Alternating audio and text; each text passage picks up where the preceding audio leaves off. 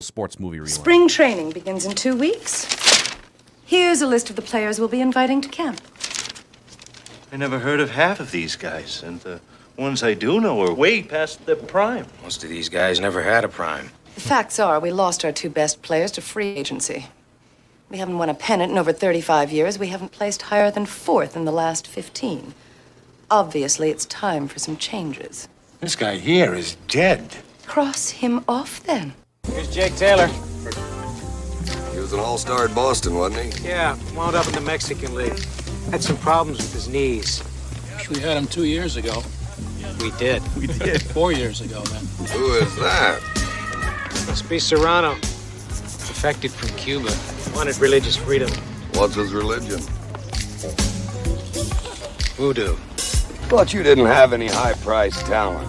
Forgot about Dorn, because he's only high-priced. Picked him up as a free agent 3 years ago. Still hits the ball pretty well, doesn't he? Yeah, he just can't field it. I don't recognize this guy. Say hey! Willie Mays Hayes here. Play like Mays, I run like Hayes. Gentlemen, welcome to Sports Movie Rewind. The 1989 classic, Major League, and one of the great montage theme songs in sports movie history.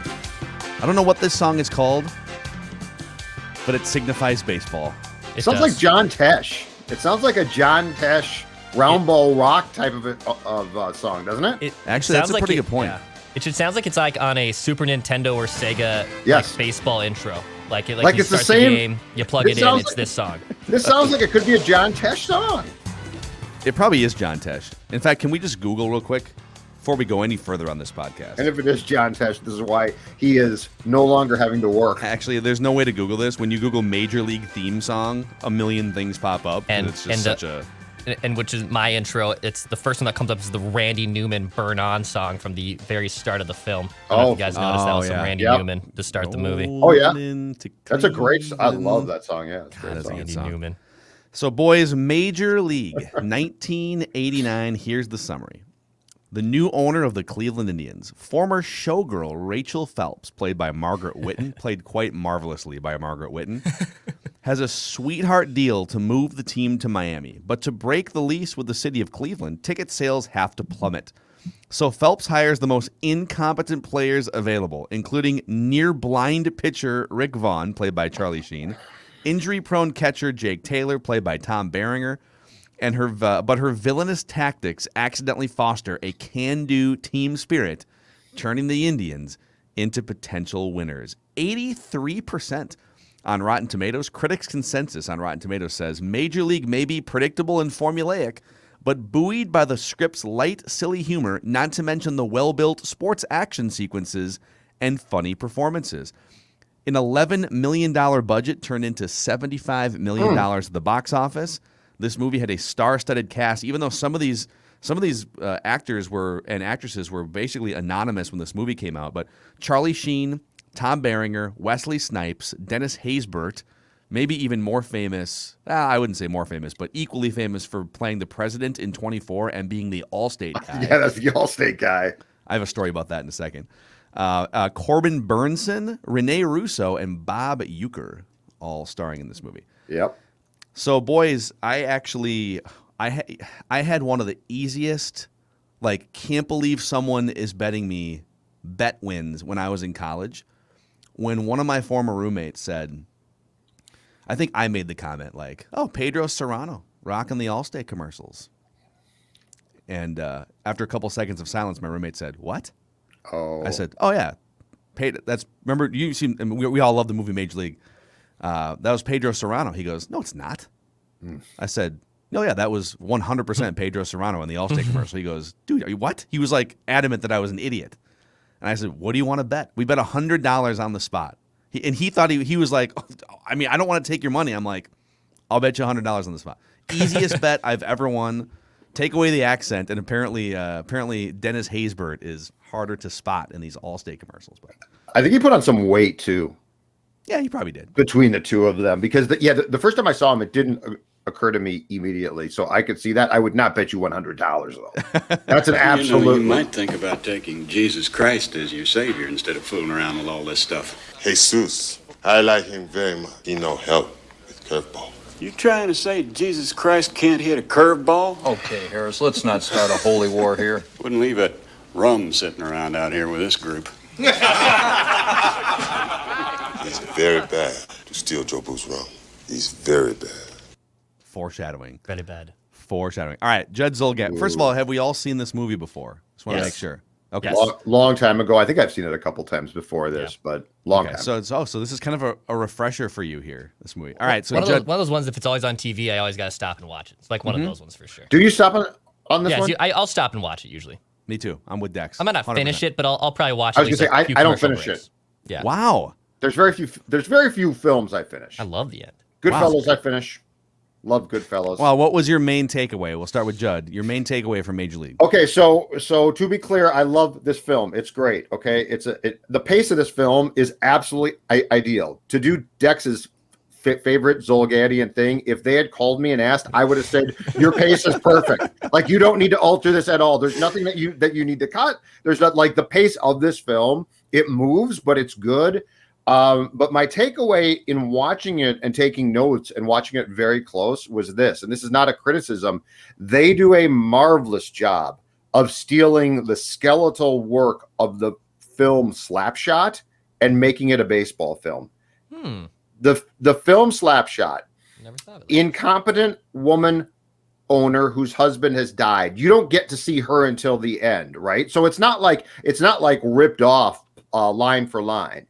In Slapshot, the threat that the Chiefs come up with is they're going to move to Florida. The threat here is that she's going to move the team to Florida. If you go through like all of the things, the crazy player, right? You got the crazy player in Slapshot. You got the crazy player here. Berenger's character is essentially Reg Dunlop from Slapshot. Older guy, down on his luck. Used to be good, but now he doesn't really have a place in the league, and everyone laughs at the fact he's trying to play. So, like, I never watched this film in that context before, but they do a marvelous job of applying what Slapshot did, changing it and tweaking it. But basically, it's the same film down to the fact that at the end, the team is going to show the person that owns them that they're good, and it's going to change their fortunes. That was my takeaway. We're being told by secret sources here that the generic montage track is titled Pennant Chase by James Newton Howard. The song. Okay. There it is. If you sounds like John interest Tesh. in, Yeah. Okay. Thank you. Dex, what was your main takeaway? My main takeaway, two of them. I had two takeaways, one serious, one not so serious. Number one is I didn't know the 2021 Twins were the 1989 Cleveland Indians through the first half of the season, just being butchers in the field. About to be contracted. Reminded me of some old school Twins teams. Oh, I'm sorry. I thought you said 2001. I meant 2001. I didn't mean to say 2021. Although there are parallels with how disastrous. I was going to say, do you see some parallels? How disastrous Jim they are. Jim naked poster, they peel a piece off. No. It is amazing. Well, 2001 would have been. I think that still would have been Carl. That's Polet, Carl at the time. Naked. Yeah, yeah, naked Carl Polet. Right. But my main takeaway is Jake Taylor is the biggest creep of all time. This is my main takeaway. Jake Taylor is the biggest creep of all time. Okay, so I'm all for the idea that maybe sometimes that old flames never die. Okay, like I can subscribe to that to a degree, but the way he goes about like stalking her and finding her fiance's home, and just the way he woos her too. Like eventually, like they had the one last night together, and it's cringy. It's super cringy. He's like this creepy dude who is cheating on her all the time, and he's falling around the library and they're spewing out their tea with one another. I think he's the biggest creep of all time. I didn't really put the parallels together up until I rewatched it last night. I had a note verbatim in my I would say 500 words of notes off this movie here. Jake Taylor, great team leader or a little bit psycho?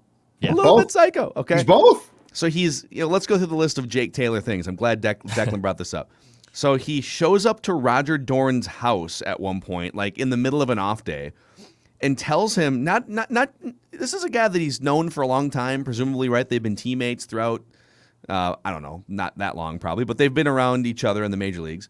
Yep. And he shows up to this guy's house, and instead of saying, "Hey, man, I don't want to make a huge deal out of this, but like really need you to just try harder at third base." He says, "I'm going to cut your bleeps off and stuff them down your throat if you ever olay a ball like that again." Our guy, Danny Gladden, in real life drove to Steve Lombardozzi's house and got in a fight in their front yard, okay? That's true. I think this is pretty accurate. That's probably true, especially this era, right? Late 80s, yes. early 90s. Yeah, we're just going to have it out. We like to call him gritty.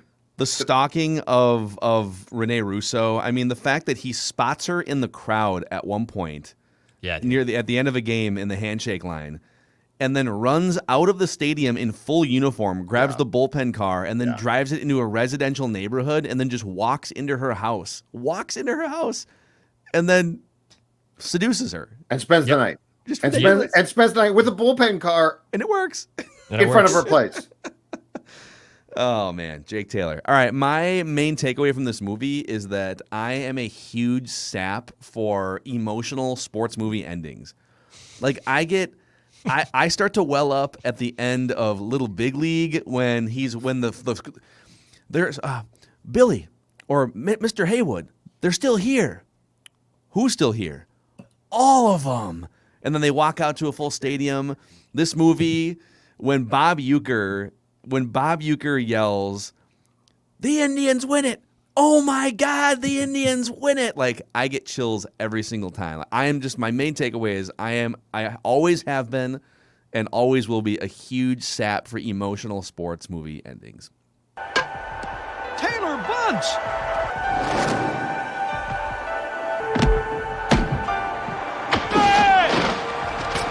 Hayes around third! He's gonna try to score! Here comes the throw!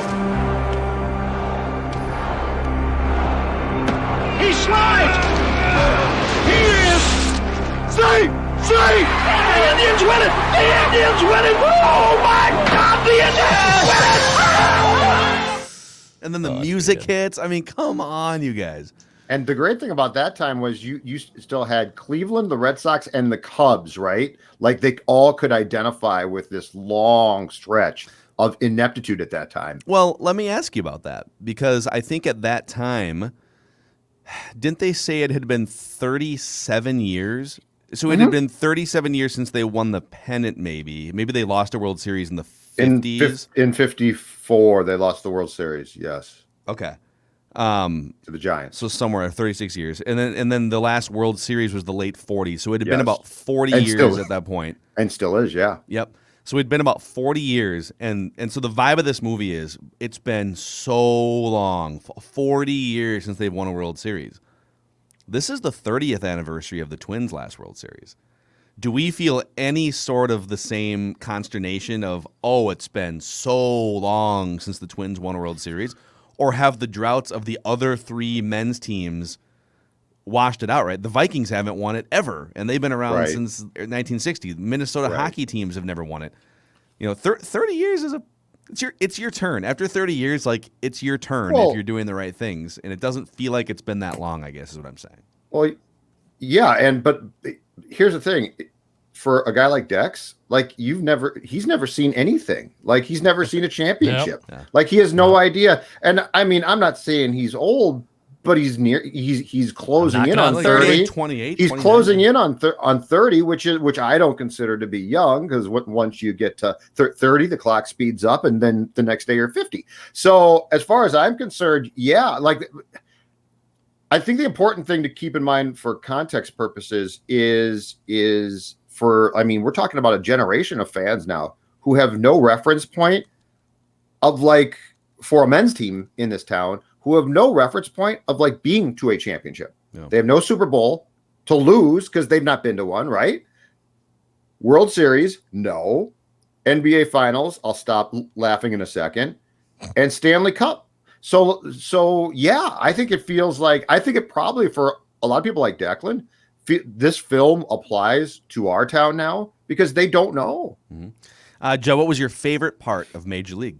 Everything to do, and this was my first note. It was so simple. Everything to do with Harry Doyle. The use now So Bob Euchre. Bob Euchre is Harry Doyle. Is brilliant, right? Like he's brilliant on Brewers games. Going back to before you guys were born, the old Miller Lite commercial. I must be in the front row, and then he's in the last. Like Bob Euchre's had some shining moments in his career. Mr. Belvedere, which I didn't watch, but I'm sure was fine. But anyway, this to me is the finest. This to me, the Harry Doyle stuff. Like if you put an ordinary announcer, like let's just say an actor, in that role, and he was good but not great, this film goes down several pegs to me. Harry Doyle and Euchre doing him and swearing and drinking on the job, everything about that character and the way it's executed is damn near perfect. How would you guys rank the actors and actresses in order of how much they starred and shined in this movie? Is Bob Euchre number one? He is to me personally, yes. Or is it Charlie Sheen? No, Bob Euchre to me, because it's an underlying thing where he literally takes this film and lifts it up several notches. Yeah, this movie without, like, if you just had sort of generic play-by-play guy, this movie is much more of a dud, right? Like, it's still, totally. I mean, it's still a decent sports movie, but I think it becomes iconic because of the work that Bob Euchre did. Just a bit outside, tried the corner and missed. Like everything about him, the way that he uses his just like generic weird color commentator guy.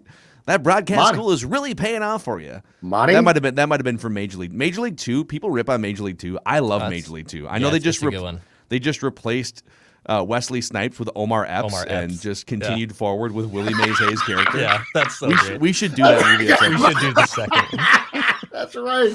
Yeah. I forgot about that.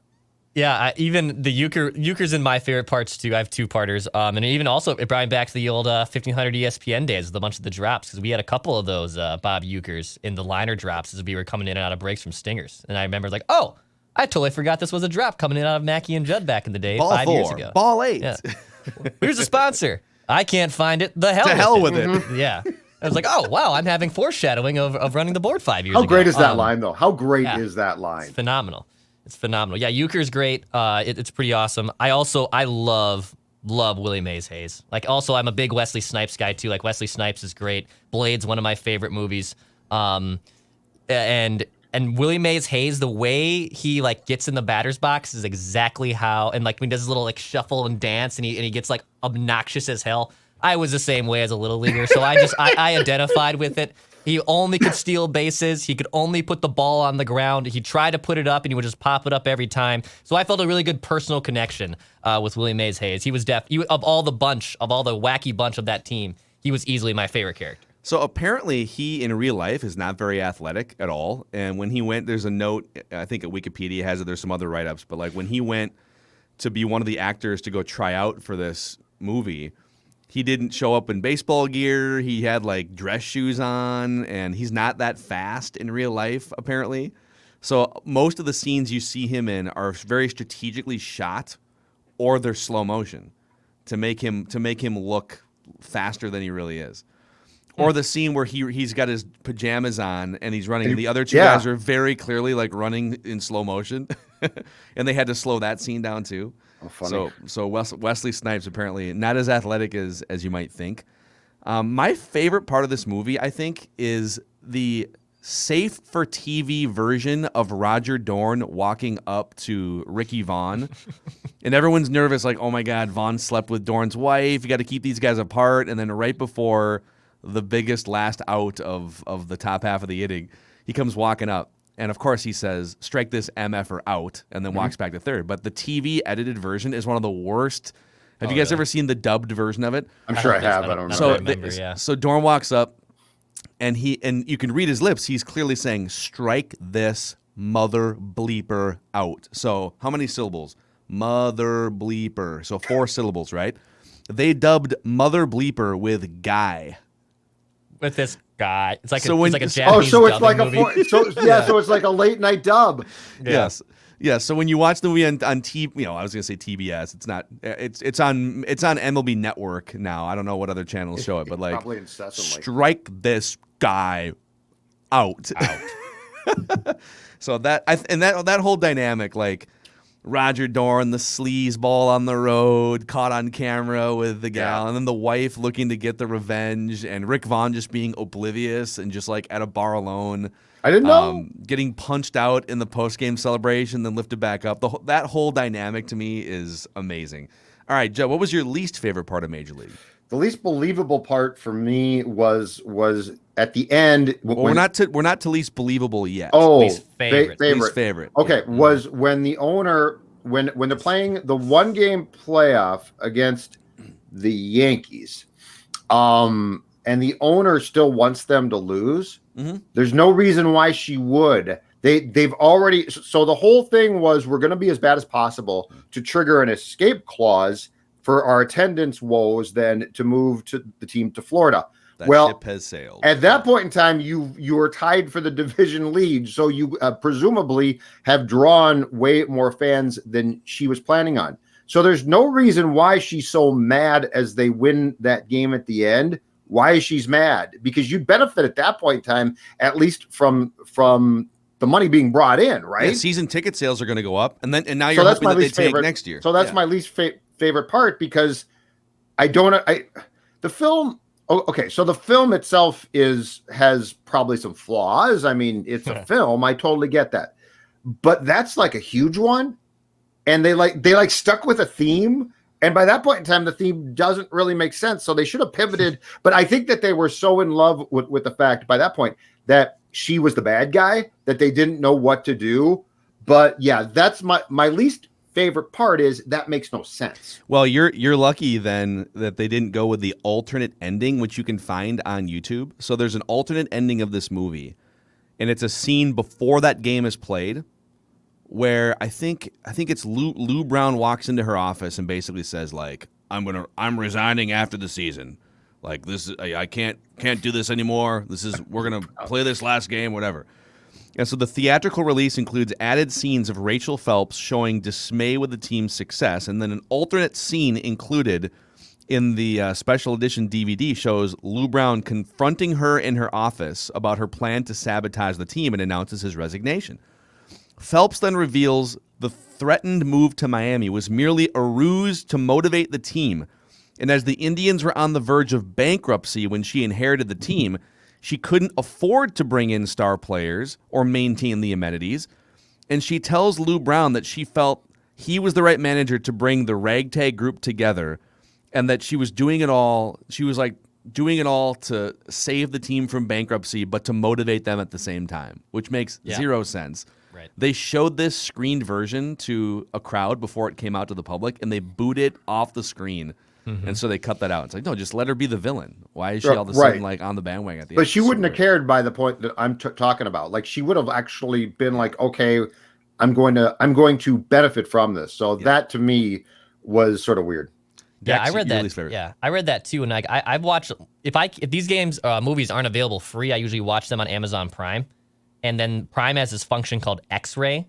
So if you rent a movie or watch any movie on Prime, it's called X-Ray. And if you like pause at any part of the movie, it'll show you all the actors in that scene. It'll show you facts about this scene or this movie. And I was reading about that too, the one that Phil's talking about. So then I looked up and watched, and I found the deleted scene too. And yeah, I think it's hilarious that they tried to even pull that on the original part.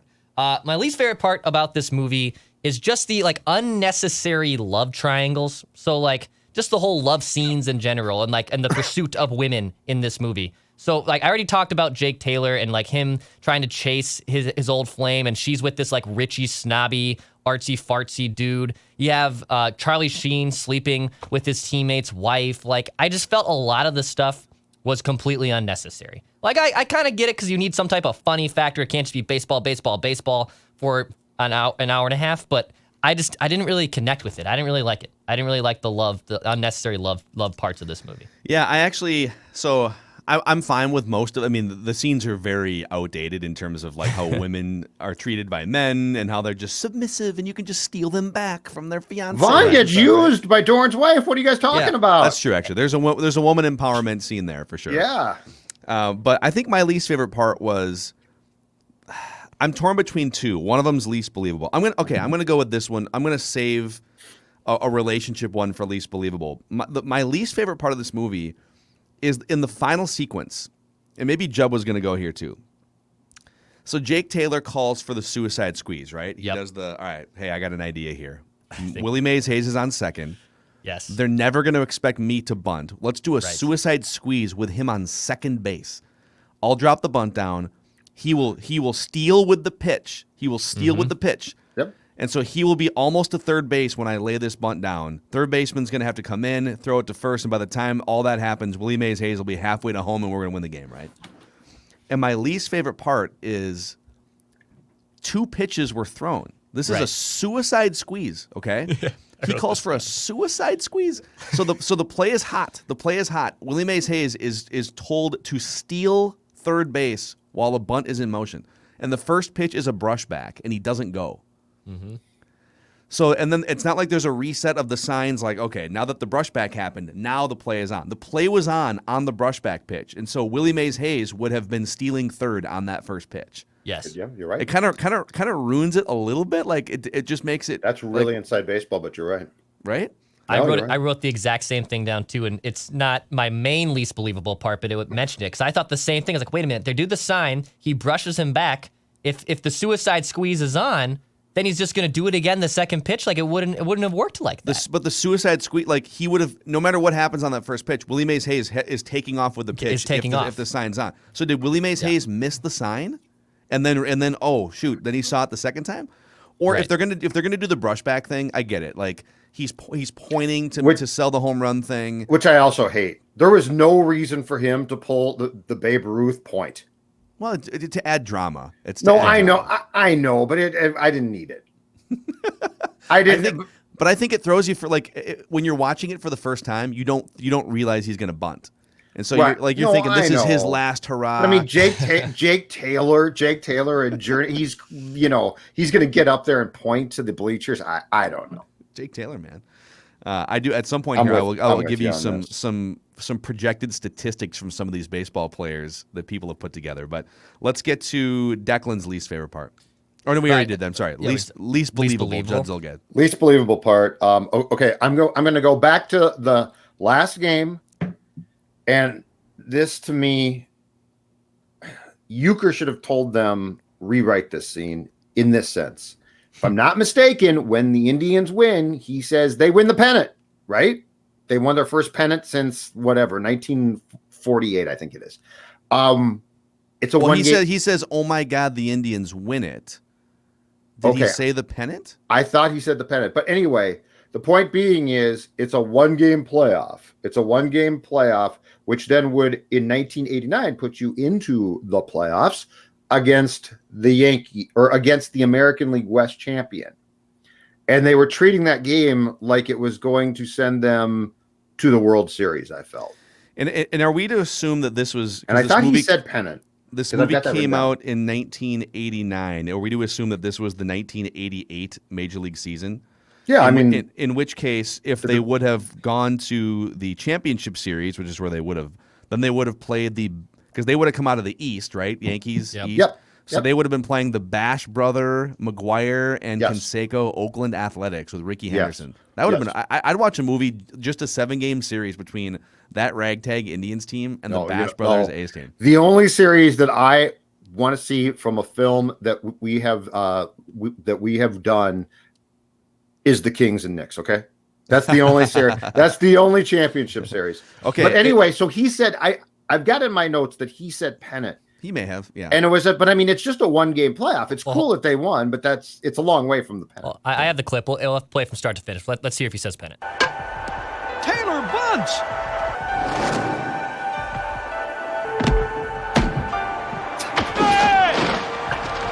Hayes around third. He's going to try to score. Here comes the throw. He slides.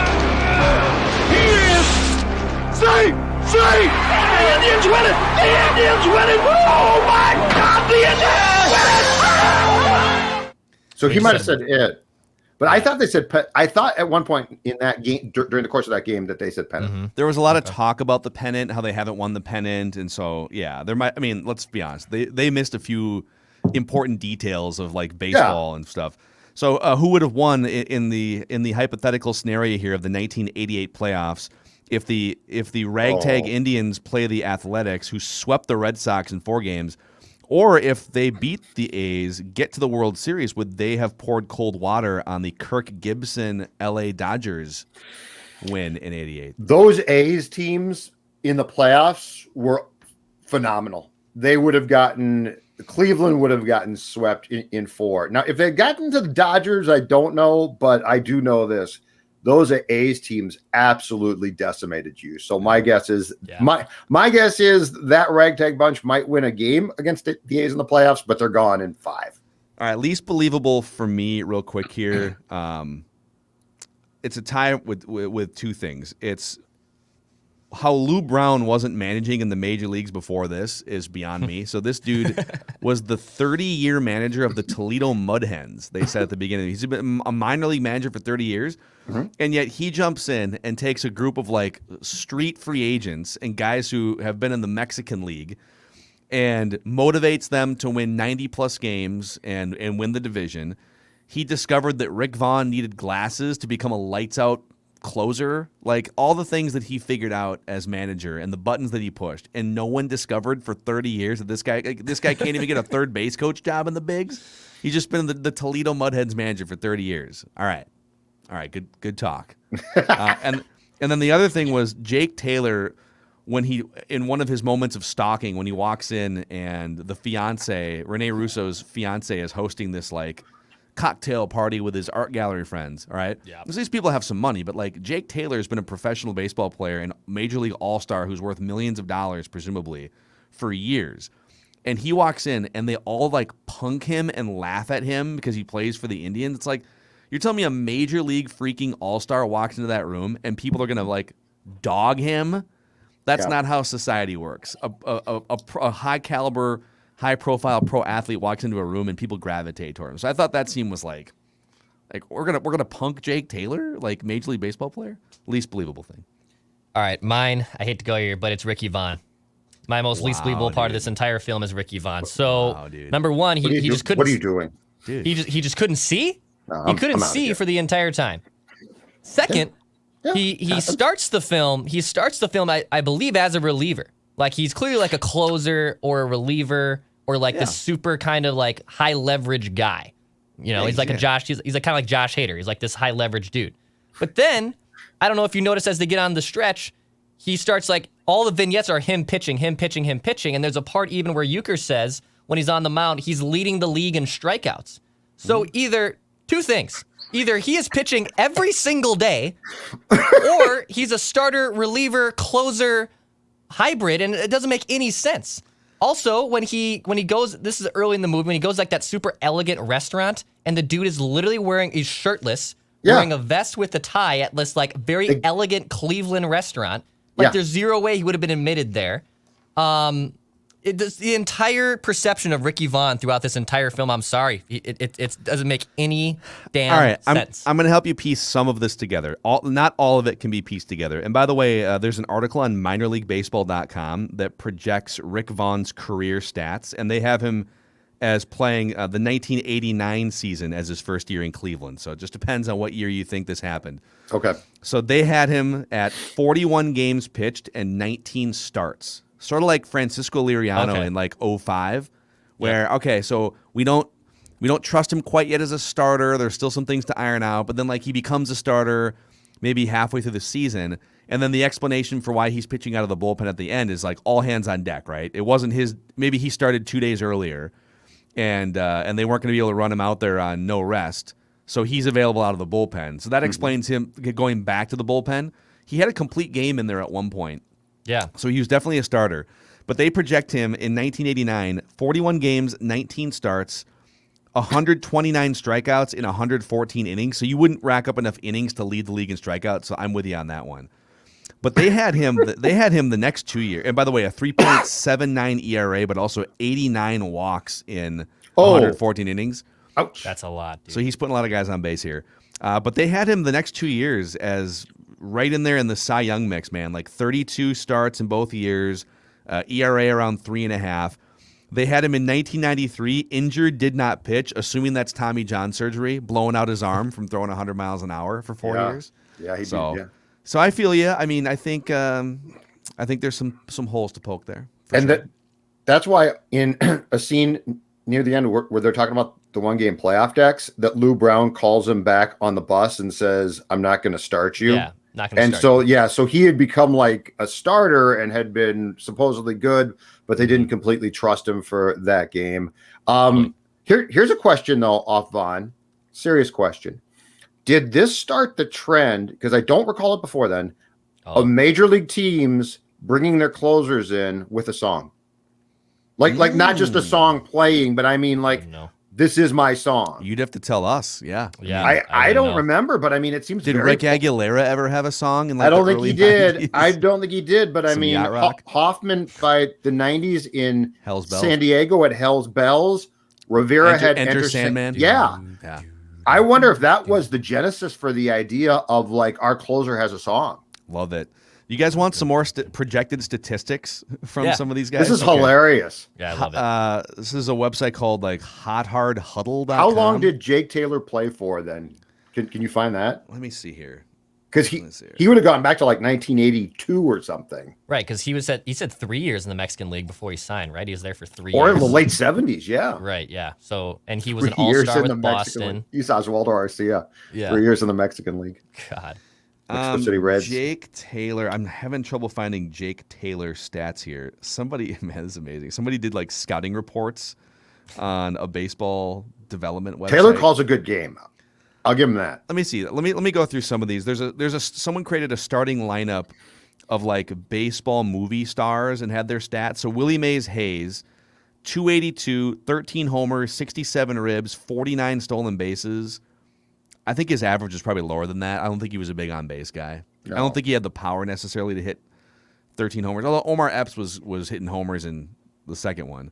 Benny the Jet Rodriguez, 305, 25 homers, 48 stolen bases from I love it. Sandlot. A-Rod. Okay, Clue Haywood from Major League. Mm-hmm. So he's the thumper from the Yankees, right? Mm-hmm. 282, 37 bombs, 115 ribs. Steve Alboni. Pedro Serrano, 289, 39 bombs, 109 RBIs. I'm sorry, his struggles against breaking balls, there's no way he's hitting 289. And 109? No. No, he'd have way fewer RBIs because he wouldn't be getting like a single to drive in a run. Like he would just be hitting home runs. Yeah. I don't think they have Jake Taylor. It doesn't. They have Eddie Harris. William, they have Willie Mays Hayes stolen bases? Was that on there at all? 40. It's like 48 or 49. Okay, 48. Got it. Yeah, and then Ricky Vaughn, they had him projected at 1-9 with a 4.88 ERA, 80 strikeouts and 37 saves. So they had him blowing like 9 saves. That's a lack of respect for Rick Vaughn right there. That's hilarious. Complete lack of respect. Would you guys rather have Lou Brown or Rocco Baldelli managing the 2021 Twins? That's a great question. You know what? Lou Brown might be good right now. I would take Lou Brown. I feel like sure. Lou Brown will come in and say, get in the guy's face. Yeah. Boys, what's happened has happened. We got to get out there and play harder. Yeah. Lou Brown. Give me Lou Master Brown. motivator. Mm. I really want to say Lou Brown. I really do. Well, then say it. The master motivator. Yeah.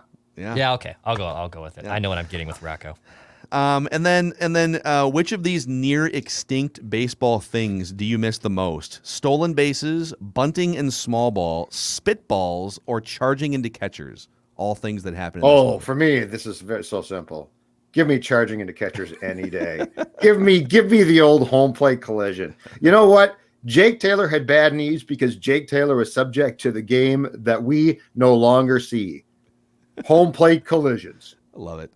All right, believability of sports action ratings here. So 1 through 10 on the believability of the sports action in this movie. So Little Big League, 8.7.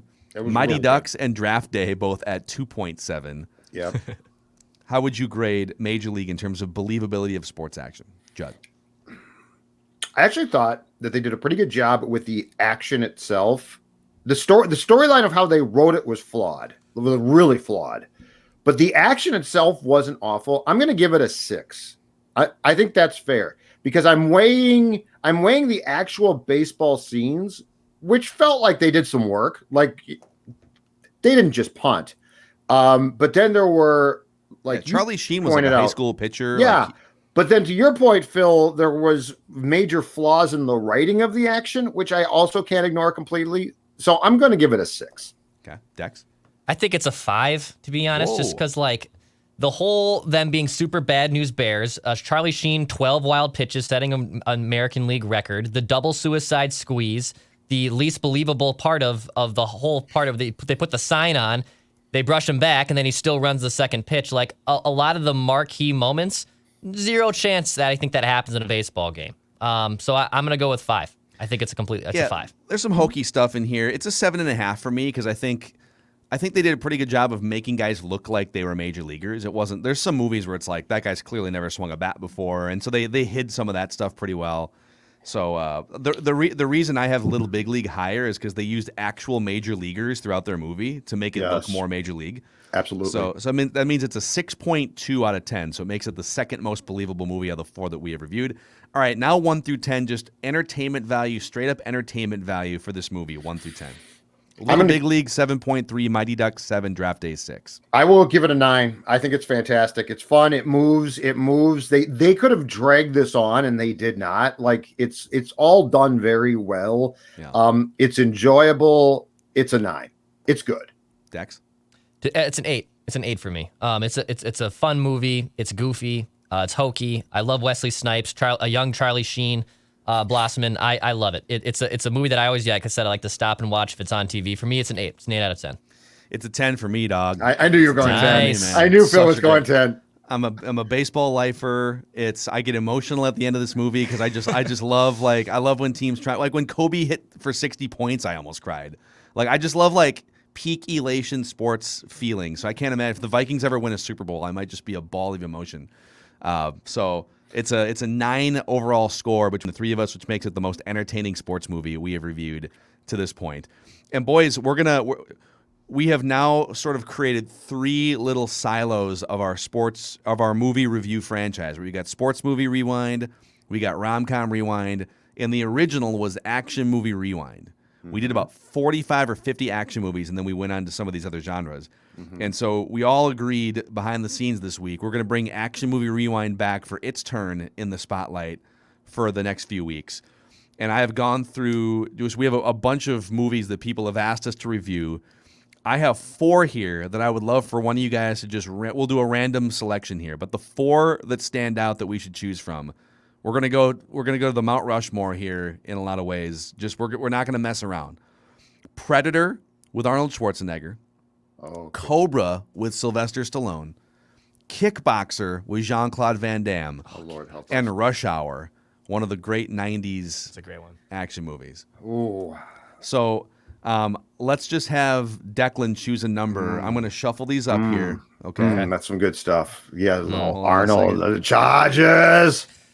The Chargers. All right, I'm going to shuffle these up, and Declan, you go ahead and choose a number 1 through 4. Okay. I will go with 3. Cobra with Sylvester Stallone. Cobra. I want the least. Is there- Cobra. The one I Cobra's wanted gonna the be- least. God dang it. Cobra's going to be worth some. Way to go. Let's do those 4 movies over the next 4 weeks in some order. We'll start with Cobra next week. Final thought off this film. Rene Russo is the female Kevin Costner. Oh, she's great, man. But I'm telling you, she plays the same role for a woman that Costner plays for a man. She just plays Rene Russo in every movie. Exactly. Yeah. She's just sort of this, at the end of this film, she's at the ball game and she holds up her hand and the ring is gone. She's no longer engaged. But I think that this was her first big role.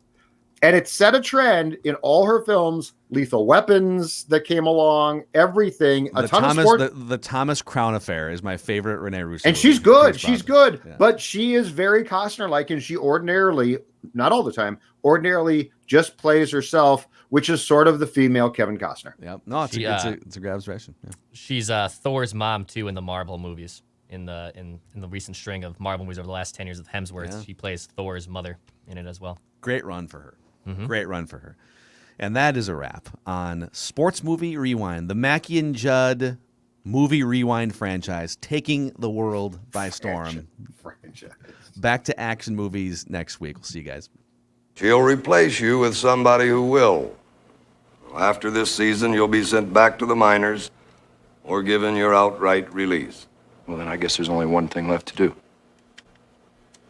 What's that?